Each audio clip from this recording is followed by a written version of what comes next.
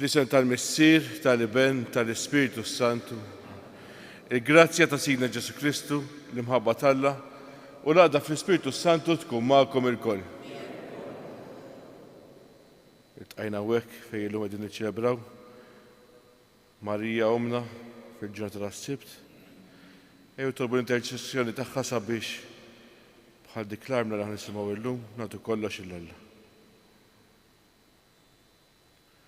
Ħuti, ejjew nafu ħtijietna sabiex itħejjew tajjeb ħalli niċċelebraw dawn il-misteri qaddisa. Nistqar l-Alla li jista' kollox u l-Ħuti li jgħadib ħafna bil-ħsieb, bil-kliem, bil-għemil u bil-ħallejt mirjieti.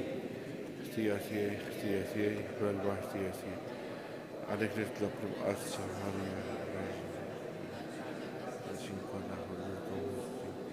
biex tolbu li jagħmlu li ħalata. Iħenna li Alla li jista' kollox jaħfrilna d-dubietna u jwassalna għal ħajja ta' dejjem. Mulej ħnina. Kristu ħnina. Mulej ħnina.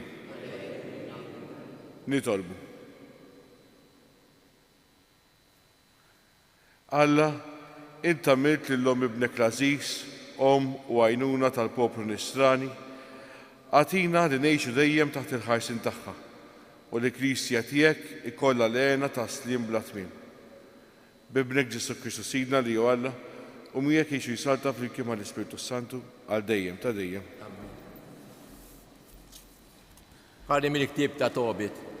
F'dak iż-żmien malli għaddiet il-festa tat-Tieġ, Tobit sejjaħ il-Tobija ibnu u kallu, ibni, kis itħallas skont ma ħaqqu lil dak ir-raġel li ġej waslek, u għatih xi ħaġa aktar. Imbagħad sejjaħlu u kallu, nofs kull ma ġibtilna miegħek u tiegħek bi ħlas, ħudu u tista' tmur bi-sliem. Rafel imbagħad sejħilhom bil-moħħbi u qalilhom, birku lill-Alla u faħruh quddiem il-ħajjin kollha għal ġid kollu li jagħmel magħkom biex iberkuh u jannu għana ta' tifħir f'ġeħismu.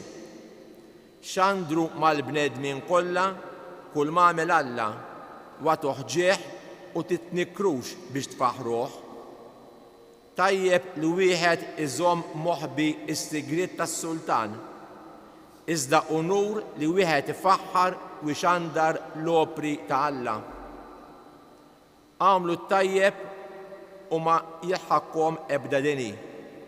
Aħjar it-talb bil-qalb u l-karità bis-sewwa mill-lana bid-dnewwa.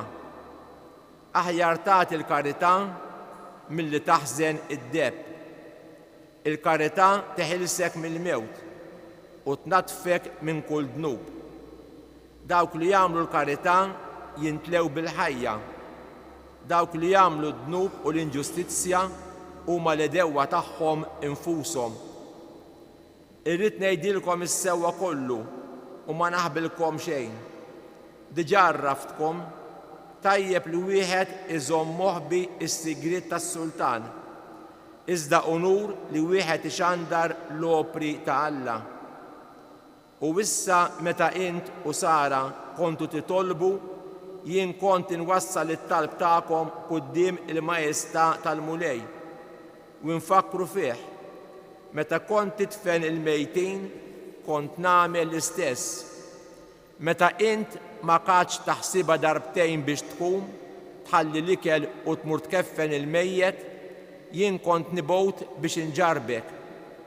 U issa Alla bl-istess mod batni biex infejjak lilek u l-Sara mart ibnek. Jien Rafel, wieħed mis-7 anġli li qegħdin quddiem il-Majestà tal-Mulej u nistgħu nersku leħ.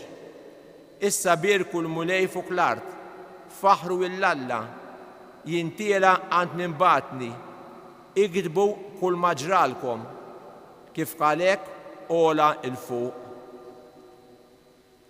Il-kelma tal-Mulej inroddu ħajr il-Alla, sarm responsorjal ngħidu flimkien imbierek Alla li jgħix għal dejjem. imbierek Alla li jgħix għal dejjem u imbierka s-saltna tiegħu u jikkastiga u jħenn iwaslek sal-qabar f'kieħ l-art u imbagħad jerfek mill-akbar kerda m'hemm ħadd li jeħles minn idejh. Imbierek Alla li jgħix għal dejjem. Meta b'qalbkom sħiħa u ruħkom kollha terġgħu lura għal għandu, imbagħad hu idur lejkom u ma jaħbix iżjed wiċċu minnkom. Ara x'għamel magħkom faħruh b'kemm għandkom ħila u bierku l-mulej il-ġust u faħru s-sultan ta' dejjem.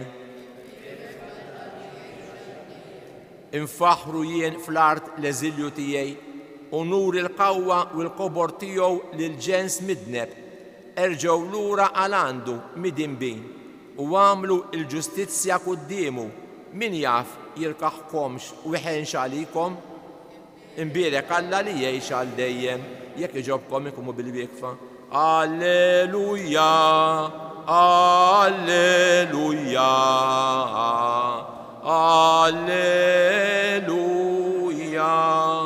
Ħejnin il-fokra fl-ispirtu għax tagħhom hija s-saltna tas-smewiet. Alleluja.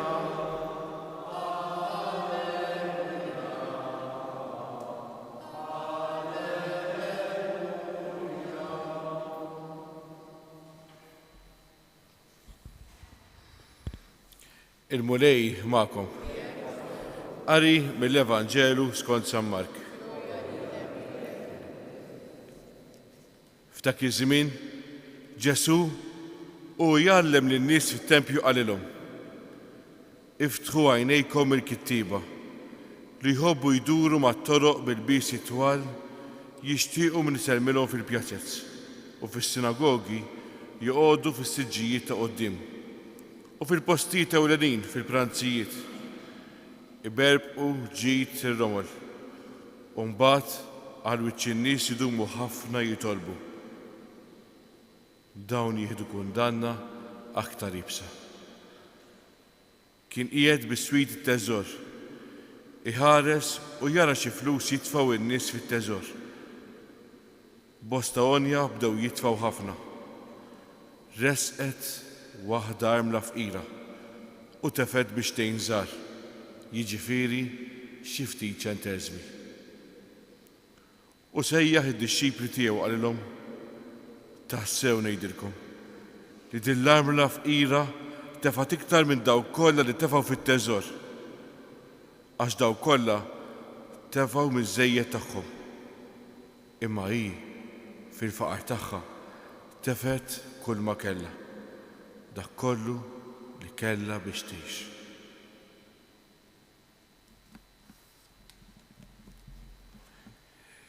Il-kelma tal-mulej.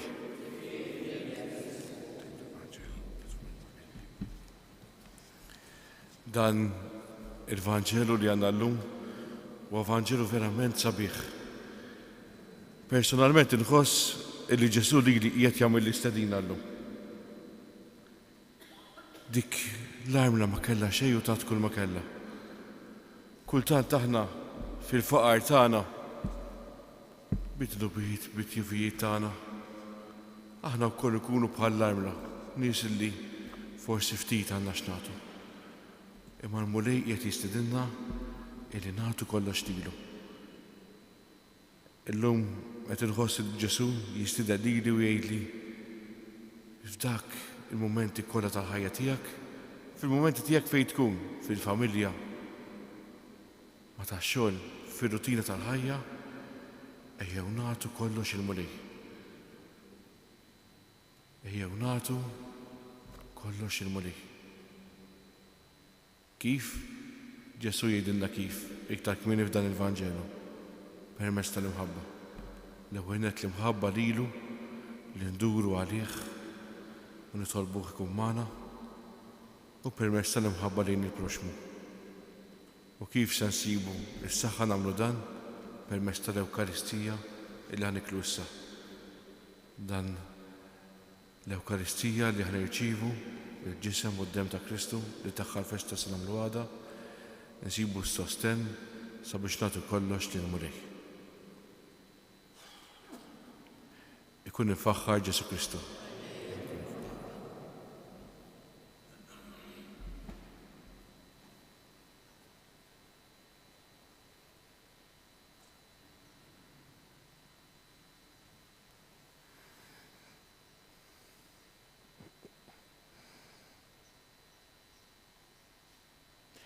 Ejjew issa irresqu t-talb tagħna fuq dal-artal. Nitolbu l-Mulejsa biex jagħtina qalb ħielsa illi nagħtu ħajjitna lilu u ma nagħtux importanza lill-affarijiet materjali tad-dinja. Nitolbu ismana nitolbuk Mulej. Hekk kif mill-lejla nibdew niċċelebraw il-festa ta' Corpus Christi, ejjew nitolbu għalina l-koll, għall-familji tagħna, nitolbu għal dawk li ma jemnux falla sabiex jiskopru l-imħabba kbira illi inti għandek għalina. Nitolbu. Nitolbuk għal Papa tagħna Franġisku f'dawn il-jiem li kien qed jagħmel xi interventi f'saħħtu, kun miegħu Mulej fil-bżonnijiet tas-saħħa u għatih l-erf biex imexxi l-Knisja tiegħek. Nitolbu. Nitolbuk Mulejsa biex tibgħat ħafna ħaddiema tajba u ġenerużi fil-Knisja tiegħek. Għani l-Knisja tiegħek vokazzjonijiet saċerdotali, reliġjużi u għal-ħajja miż-żewġa. Nitolbu. U nitolbuk Mulej għal-mejtin kollha. Fosthom Rosaria Buġejja u għal dawk il-mejtin li ħadd ma jitlob għalihom. Nitolbu. U ħanħalli ftit mumenti ta' skiet sabiex kulħadd ipoġġi t-talb tiegħu fuq dan l-artar.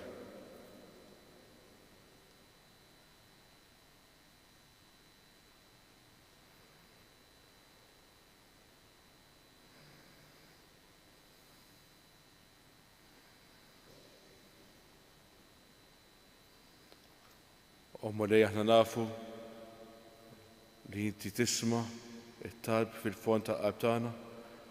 Nitolbuk sabiex tilqa' dan it-talb li qegħdin nagħmlulek. Inti tgħix is-Satan għal dejjem ta' dejjem.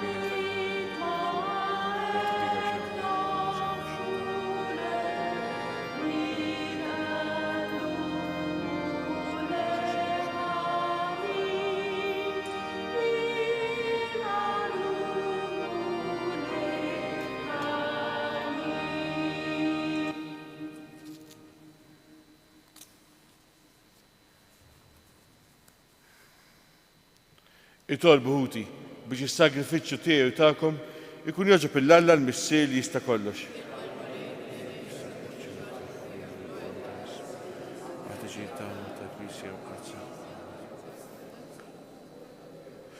Nofrulek Mulej is-sagrifiċċju ta' tifħir. Aħna nifirħu bit-tifkira ta' Omm ibnek. Għatina li blajnuna ta' Ommek kbira inħossu li int qed tieqaf magħna fit-tiġrib kollu tagħna. Bi Kristu sina. Il-Mulej magħkom. Nerfgħu qlubna l fuq. Niżħajr il-Mulej Alla tagħna. Sewwa u xieraq tas-sew Mulej Missier Qaddis Alla ta' dejjem li tista' kollox. Tajjeb u taċita s-salvazzjoni tagħna li dejjem kull imkien nirrodulek ħajr bi Kristu sina. Għaliex int għamilt il-Verġni bla teba Marija u mibnek, Om u għajnuna tal-poplu Nisrani, biex imħarsin minna l-insara bla biża jiġġieldu l-ġlida tal-fidi, jżommu sħiħ fit-talim tal-apostli u jgħaddu bla biża mit-tempesti ta' din id-dinja sa ma jaslu ferħana fil-belt tas-sema. Għalhekk minn issa u għal dejjem maqtajja kollha tal-anġli bid-devozzjoni kollha tagħna intennulek innu u ngħidulek Qaddis, Qaddis, Qaddis. Mri Alla tal-Eżist. Ismu witrat, وصلنا في موت اسمه كبير في جيب السماء وصلنا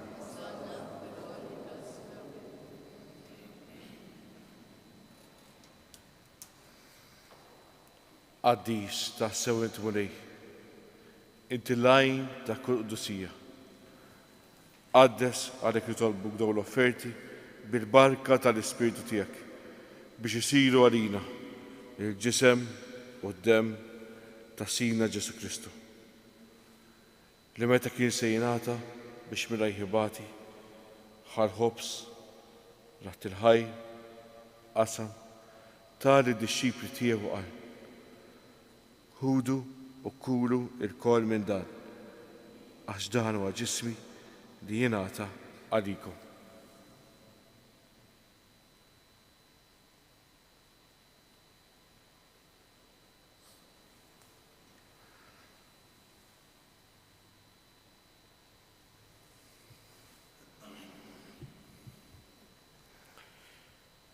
Ekku kol wara l-ikra ħarkaċi, reġa rat il-ħajr, tali d-disċipli tiegħu qal. Ħudu u bixorbu minnu l-kol. Għax dan huwa l-kalċi ta' demmi tal-patti ġdid li jibqal dejjem. Id-dem li jixxerret għalikom u għal-bnedmin kollha għal maħfra ta' drubiet. Għamlu dan tifkira tiegħi.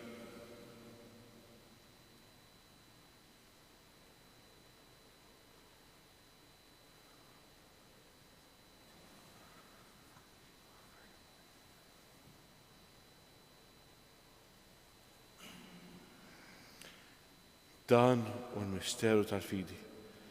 Il-ħamil tijak muri ixandru fer tijak.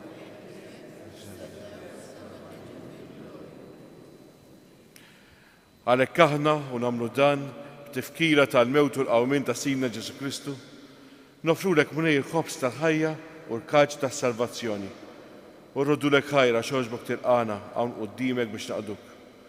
U mitċokontana li tolbu l-Ispiritu Santu jaqadna f'ġisem wieħed, lilna li nieħdu sem mill-ġisem u d-dem ta' Kristu.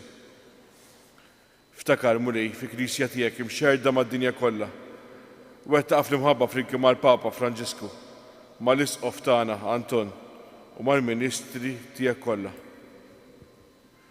Ftakar ukoll f'ħutna fosthom Rożarja Buġejja li raqdu bit-tama tal-qawmin. Ftakar fil-mejtin kollha. Daħħalhom qudiemek fid-dawl tas-seb tiegħek. Ħelna lina wkoll nitolbuk, għati lilna wkoll il-wirt tal-ħajja ta' dejjem, flimkien mal-Verġni Mqazzom Malla Marija mal-Apostli qaddisin kollha li jgħixu fil-biberija tiegħek sa mill-bidu tad-dinja. Għamel li magħhom infaħruk u sebħuk Ġesu Kristu ibnek. Bi Kristu, ma' Kristu u fi Kristu. Jingħata lilek Alla l-missier li tista' kollox flimkien ma' l-Ispiritu Santu, kull glorja għal dejjem ta' dejjem. Ejjew nitolbu kif għallimna u ridna li bent Alla għas-salvazzjoni tagħna. Missina li inti bismewt, jitqaħdes ismek, tiġi satinat, ikun li titint kif is-sema qiegħda fl-art. Ħobżna ta' kuljum għatina għallu, aħfrina d-dubietna bħalma nafru minn ħolatina. Wara daħannix fid-ġrib iżda ħelisna. Eħelisna nitolbuk mulej mill-kull dani. Għatina fit-tiba ħnina tiegħek il-paċi fi żmienna biex ikunu ħisa dejjem idrub u mħarsa minn kull inkwiet. Aħna nistennew u nittamaw ilena l-miġġija tas-Salvatur tagħna Ġesu Kristu. Mulej Ġesu Kristu, li qed l-apostli tiegħek inħallilkom islim, nagħtikom islim tiegħi. La tħares sejdu biet, nizda ħares sejn il-fidi ta' Knisja tiegħek. Għatija slimu laqda nibtet fija inti tgħixu s-Satan għal dejjem ta' dejjem. Il-paċi tal-Mulej tkun dejjem magħkom. Għatu paċi xulxin.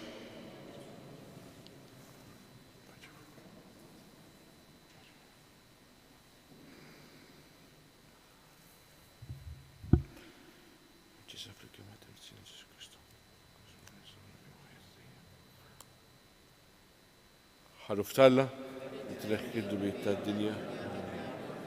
ħaruf talla, ħaruf talla. Mulej Ġesu Kristu bina l-ħaj. Bil-mewt tiegħek irfit minnek il-missier u bil-ħidma tal-Ispiritu Santu intajt il-ħajja d-dinja. B'dan il-ġisem u d-dem qaddis tiegħek eħlisni miħtijieti kollha minn kull ħażen. Żomni dejjem fidili l-mandamenti tiegħek u tħallini qatt ninfiret minnek.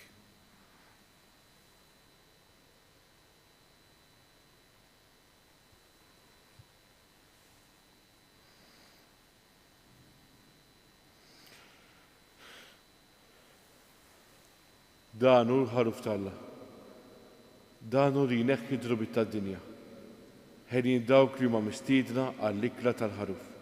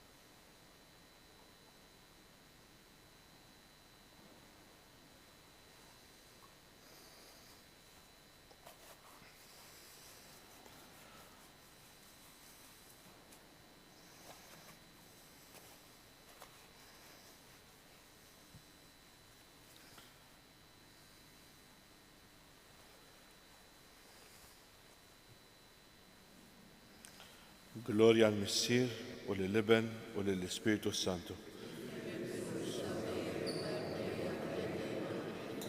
Gloria al Missier u lill-Iben u lill-Ispiritu Santu.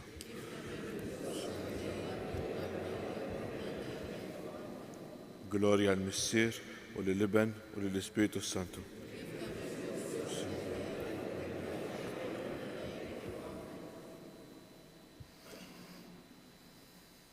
Nitolbu. Issa li tqarbilna bis-sagramenti tas-sema u mwettqin bl-għajnuna tal-Verġni Marija, fiċ-ċekontan nitolbuk Burej biex tagħtina li ninżaw il-bniedem il-qadim u nilbsu Ġesu Kristu li tagħna niżel ġdid u li jgħixu jsaltan għal dejjem ta' dejjem. Il-mulej magħkom. Iberikkom Alla li jista' kollox, il-Missier u l-Iben u l-Ispiritu Santu. Morru fil-paċi ta' Kristu.